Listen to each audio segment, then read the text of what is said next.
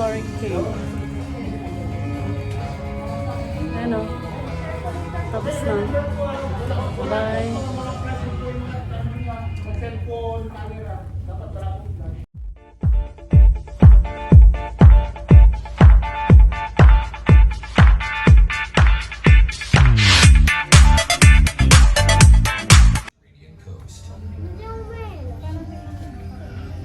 In winter and spring, the wooded hillsides are carpeted with colorful flowers. On the slopes of the hills, between the trees, a multitude of habitats shelter a rich and diverse world of wildlife.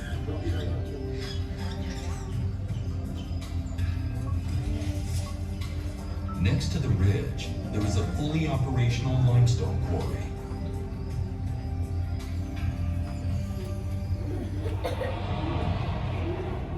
Spring 1968.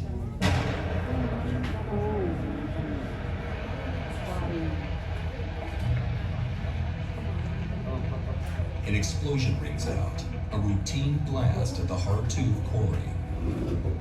But this explosion is different from those that came before. It reveals the entrance into a world that had until now been concealed in the depths of the earth. Naturalists hastening to the site are amazed to discover a unique and rare natural wonder, the Soreq Stalactite Cave. Small in size, vast in its scope for imagination. Quarrying work was immediately halted, and a few days later the Stalactite Cave was declared a nature reserve.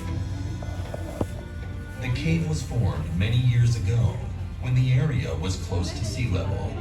The limestone became saturated with groundwater, which dissolved the chalky stone, opening up large caverns. Later, the entire area was pushed up to form a mountain ridge.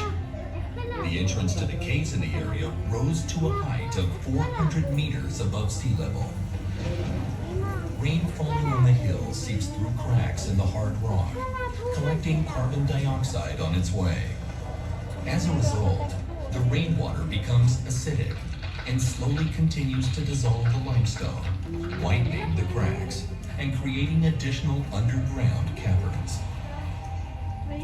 Alongside the process of dissolution, a process of sedimentation and crystallization is also taking place inside the cave.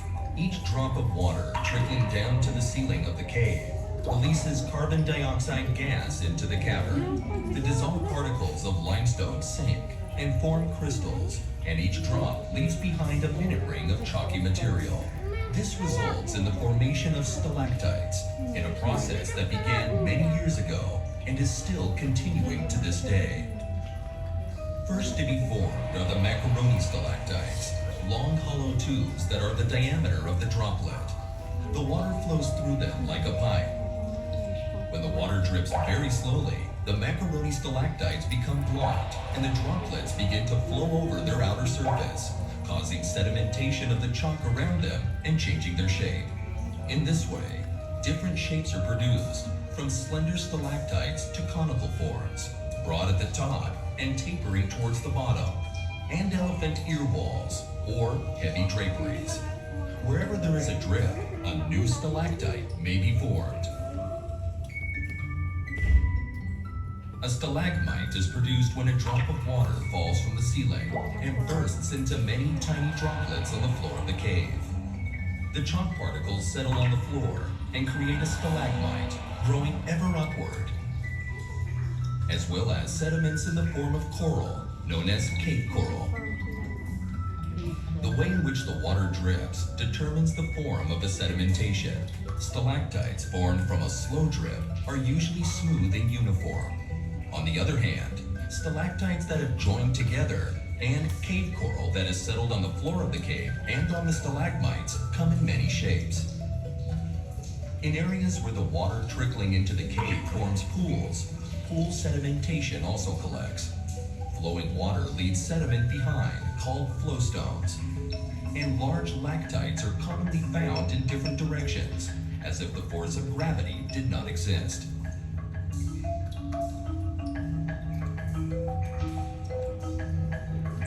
When a stalactite stalactite and a stalagmite meet, a column is formed, and a number of columns connected together form walls and halls. The stalactite cave is changing all the time. Stalactites grow, mature, and sometimes crumble into dust when their source of water dries up. The limestone sedimentation and the construction of diverse forms of cave sedimentation are dependent on carbon dioxide being released from the drops of water, and therefore, the composition of the air in the cave has an effect on the process. People breathe out carbon dioxide, and since the site was opened, the concentration of carbon dioxide in the cave has gone up. The Nature and Parks Authority has installed a system to monitor the climate in the cave and measure its carbon dioxide concentration, relative humidity, and temperature. The monitoring system helps preserve fixed environmental conditions, as close as possible to the natural conditions prevailing in the cave before it was opened to the public. In order to protect the treasures of the cave, while also allowing people to visit, the Nature and Parks Authority has created a raised walkway, leading visitors through the main caverns without damaging them. The walkway passes between the halls and does not go through particularly sensitive areas. Among the sites that are not included along the walkway are fossilized skeletons of snakes, pools covered by a fine layer of chalk, and the mushroom stalactites hall. Our stalactite cave is small by comparison with others around the world, but is nonetheless considered a natural wonder of the world because of its vast range of shapes, the density of the stalactites and stalagmites, and the number of internationally published research studies investigating sedimentation in the cave.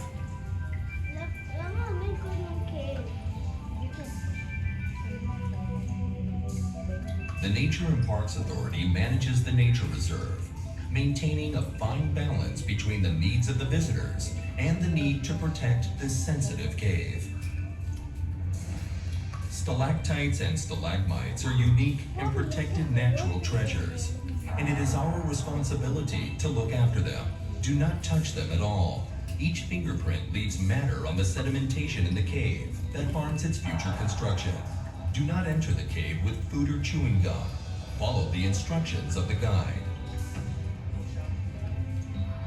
If we carefully preserve the natural treasure that has been revealed to us, we will be able to enjoy the beauty of the stalactite cave for many more years to come. The Nature and Parks Authority helps you enjoy your visit to the cave and invites you to experience nature and our heritage at 500 other nature reserves and natural parks around Israel.